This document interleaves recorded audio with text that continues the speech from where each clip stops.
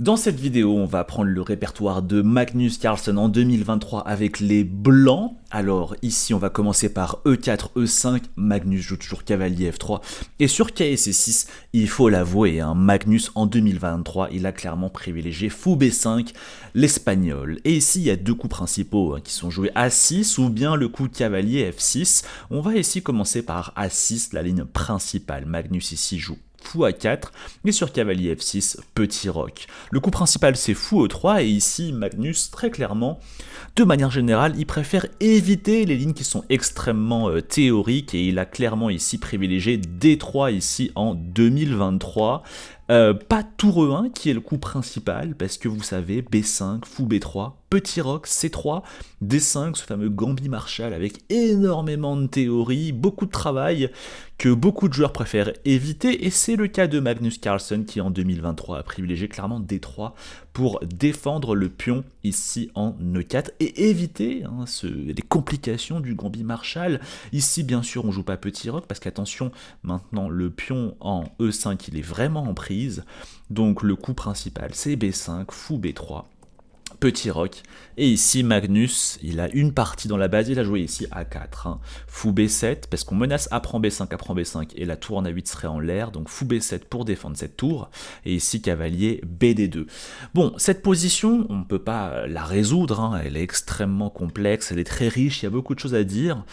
Peut-être la recommandation que je peux vous faire ici, c'est bon, si les noirs jouent D5, très souvent on va prendre avec les blancs et on va s'attaquer à ce pion E5 qui devient très souvent faible, et que les noirs ont du mal à défendre avec F6 parce que ce fou tape sur le roi en G8, et sinon les noirs peuvent aussi jouer D6 plus tranquillement, et ce genre de position qui ressemble beaucoup à l'italienne, on joue toujours un petit peu de la même façon, tour E1, on redéploie le cavalier en G3, on va préparer C3, D4, la poussée centrale pour prendre le centre et ainsi de suite.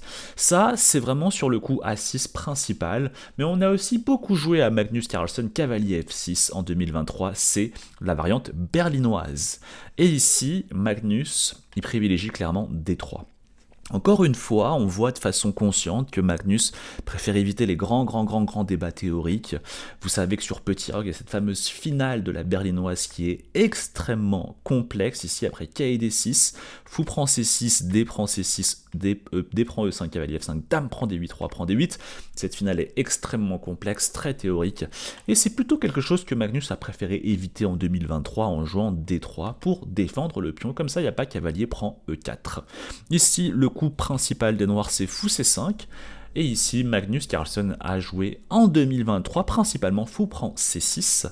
Attention, sur B prend C6, le pion E5 il est en l'air, c'est pour ça que les noirs jouent principalement D prend C6, parce que maintenant le pion E5 n'est pas en l'air, il y a bien sûr ce piège dame D4, et on menace en même temps le cavalier E5 et le mat en F2, et ici Magnus joue plutôt petit roc. Je pense que cette ligne, elle est vachement intéressante à jouer à un niveau amateur, parce que certes à un niveau, à haut niveau, cette position elle est peut-être égale, mais à un niveau amateur ici, on constate systématiquement que les joueurs ne jouent pas les meilleurs coups. Les coups principaux ici c'est fou D6, cavalier D7 pour les deux coups pour défendre le pion E5, ou même dame E7 pour aussi défendre le pion E5, des coups qui sont pas beaucoup joué à un niveau amateur. Les deux coups les plus joués ici, c'est petit roc et fou G4 à un niveau amateur, et ces deux coups sont mauvais, d'où peut-être l'intérêt pour vous de jouer cette ligne avec les blancs. Alors sur fou G4 déjà, le coup paraît extrêmement naturel, on coule le cavalier F3 et on empêche du coup cavalier prend E5, mais le souci c'est H3. Si fou prend F3, on gagne la paire de fous. Et si fou H5 ici, on joue G4. Et en fait, quand le fou recule, le pion, on le mange en E5. Ici, il faut savoir qu'il y a une ligne qui est extrêmement théorique et très complexe. C'est le sacrifice de pièces avec cavalier prend G4 et fou prend G4. Mais ici, fou E3. Cette position, en réalité, elle est assez complexe, mais à un niveau amateur, c'est systématiquement mal joué. La plupart des joueurs jouent fou prend E3 ici, après F prend E3, bon bah très clairement, on a une pièce de plus. Aucun souci au niveau du cavalier F3, et les blancs qui ont un avantage quasiment gagnant.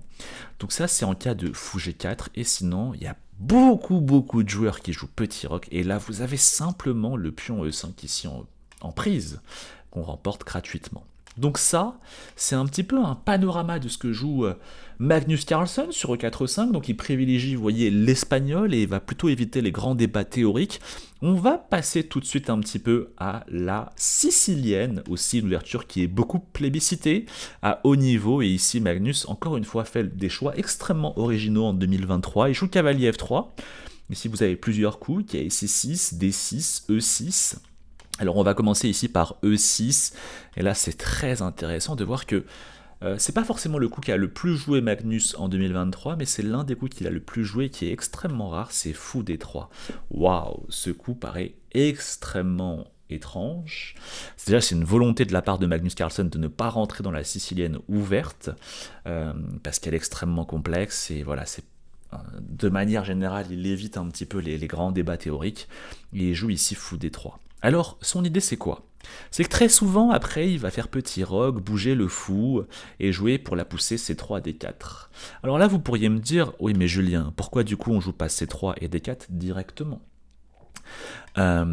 Pour comme ça jouer ce fameux plan de prise du centre. Eh bien, le souci ici, c'est que vous avez D5, vous avez aussi cavalier F6. Ici, le truc, c'est que, par exemple, quand on commence avec fou D3, bah ici, le coup D5, par exemple, et bah ça donne des lignes qui sont très différentes, parce que par exemple, ici, avec les blancs, sur ce coup, vous pouvez par exemple prendre et jouer petit roc. Et c'est des lignes qui sont différentes, et on sort totalement les noirs des sentiers battus, les pièces blanches qui sont déjà développées, avec éventuellement le petit tour 1 pour attaquer le roi ici en E8.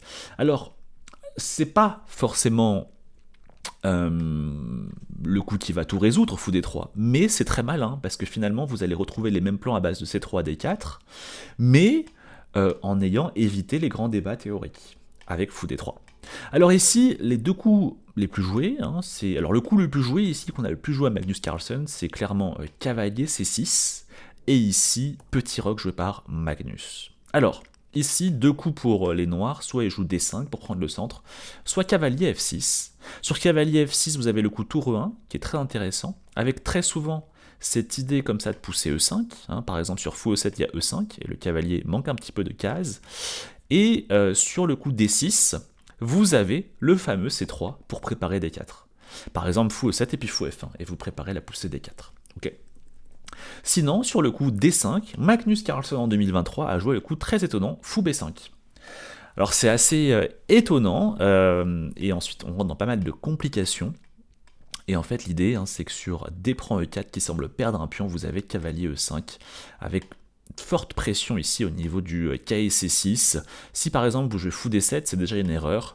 Vous avez ici fou prend C6, KI prend C6, B prend C6, tour E1, et vous allez récupérer ce pion E4 avec une très mauvaise structure de pion pour les noirs ici. Alors ça c'est en cas de D5, donc voilà, super intéressant ce coup fou D3, je pense qu'il va, voilà, encore une fois, preuve de beaucoup de créativité Magnus, pour éviter les grands débats théoriques, et ce coup n'est pas du tout anodin, je pense qu'il va énormément monter en popularité, en tout cas vous l'aurez vu ici sur cette chaîne, en premier. Ok, ça c'est sur E6, sinon D6, et là c'est super intéressant de voir que, encore une fois, Magnus Carlsen face à la sicilienne, alors il rentre bien sûr dans la sicilienne ouverte et dans cette fameuse ligne qu'on appelle la sicilienne Najdorf, mais en 2023 il a aussi pas mal souvent évité la sicilienne ouverte en jouant le coup fou C4. Alors ce coup, souvent, on en rigole, parce qu'on se dit « Ah, ça, c'est clairement un coup de débutant. » Parce qu'en fait, souvent, quand on débute, on apprend E4-5, et ici, on apprend l'italienne. Et souvent, quand les gens savent pas trop quoi faire contre la sicilienne, ils se disent « Bon, je vais développer de la même façon que sur l'italienne. » Et du coup, c'est pour ça que très souvent, fou C4, on dit que c'est un peu un coup de débutant. Bon, sachez que désormais, en 2023, ça a été extrêmement joué par Magnus Carlsen.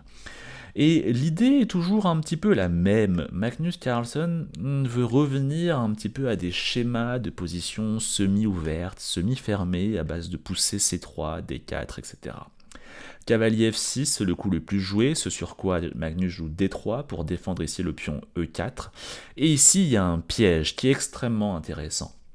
Figurez-vous qu'ici, le coup qui est le plus joué, par les amateurs, c'est G6, c'est déjà une erreur qui donne l'avantage ici au blanc avec le super coup E5. Ce pion est très dangereux, il faut absolument le manger, et ici il y a cavalier prend E5, on menace fou prend F7, échec et mat. E6 du coup pour éviter le mat en F7 et maintenant dame F3, les blancs prennent l'avantage. Le coup le plus joué ici par les noirs c'est fou G7, sauf que le coup de grâce, c'est fou B5. Soit le roi bouge, il est déroqué, soit vous bougez le fou, mais attention, le pion B7 est en prise, soit vous bougez le cavalier, mais maintenant fou prend D7. Si vous faites cavalier prend D7, il y a dame prend D7 échec et mat, mais si vous faites fou prend D7, le pion en B7, et encore une fois, en prise, les blancs ont un pion de plus. Et donc déjà, ça fait plaisir de se dire que, au lieu de rentrer dans les complications de la Sicilienne nage d'or, vous pouvez jouer fou C4. Et en fait, le coup le plus joué ici par les noirs G6 vous donne déjà directement l'avantage avec E5. Bien sûr, à un niveau plus élevé, les grands maîtres, ils tombent pas dans ce piège, ils jouent plutôt E6 par exemple. Petit rock ici, joué par Magnus Carlsen et sur fou E7. Magnus Carlsen a joué un coup assez rare en 2023, c'est A4, pour éviter les prises d'espace avec D5.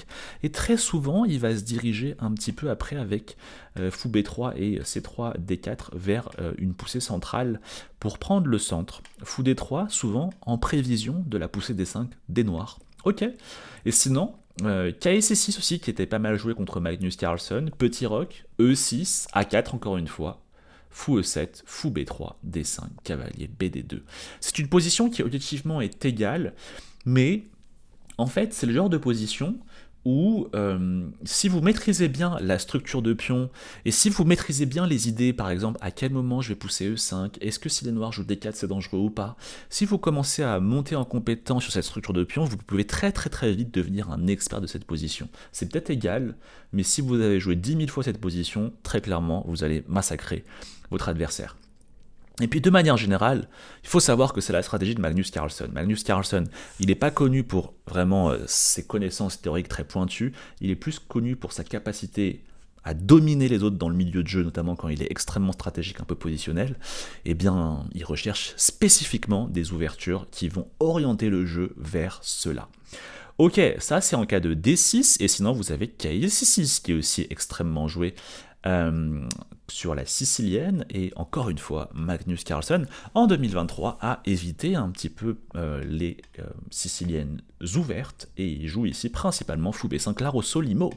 Alors, déjà, ça, c'est super intéressant, je pense que c'est une grosse recommandation, hein, si vous jouez à un niveau amateur, fou B5 va vous donner un énorme avantage, parce qu'il s'avère que ici, le coup le plus joué, hein, au niveau amateur, c'est A6. Grosse erreur, parce que de base, les blancs viennent ici pour manger le cavalier, donc A6 c'est une grosse perte de temps.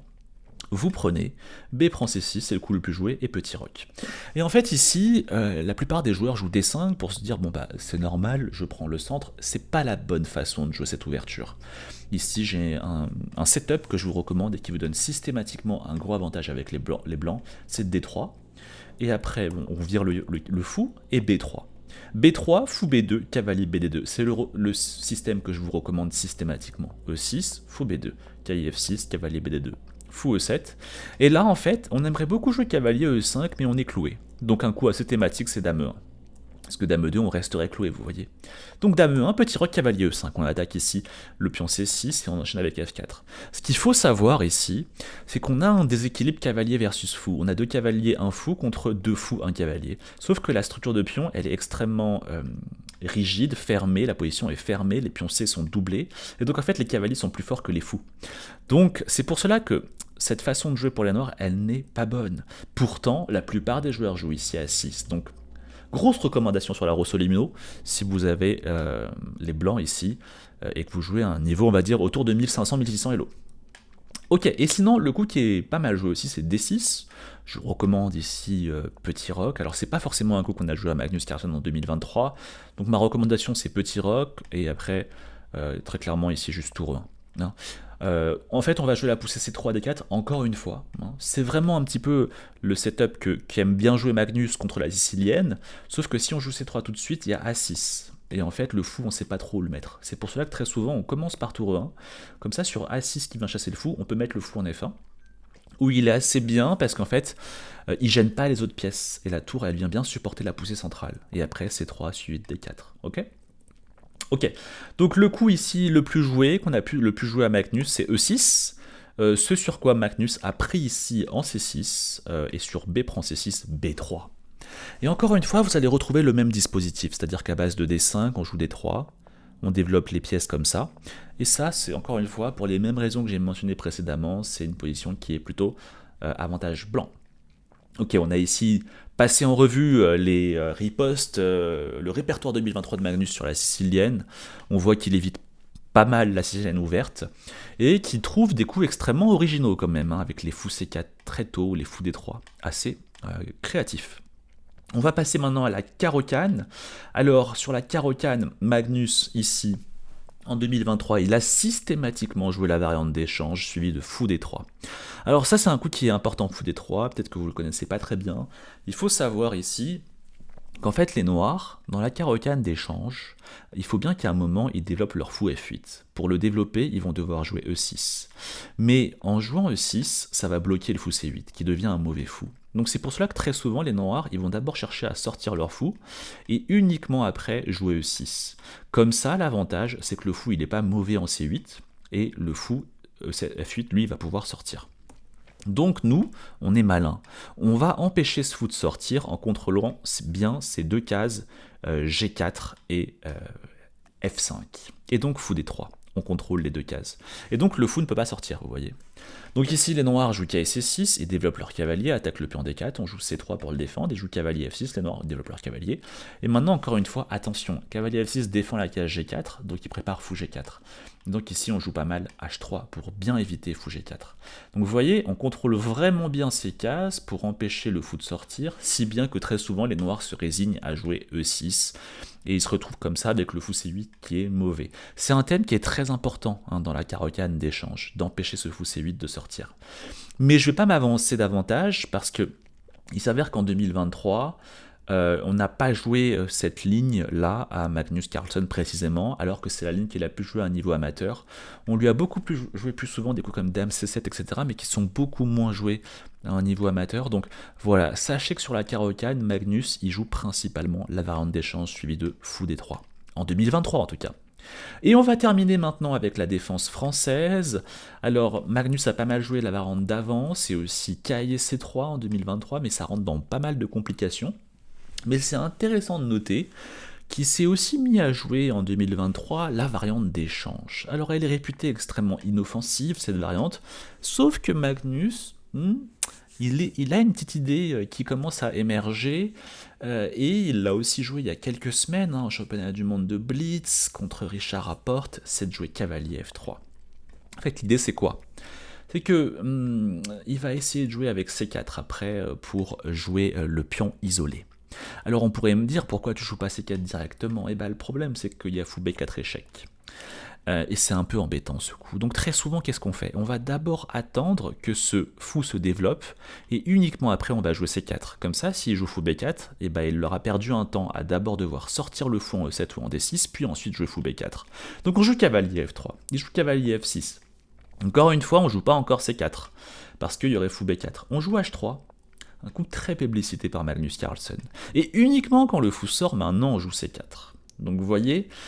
Magnus il joue pas mal cette position avec le pion isolé, mais il joue C4 uniquement quand le fou il n'est pas encore sorti, il est déjà sorti. Comme ça, si fou B4, les noirs perdent un temps.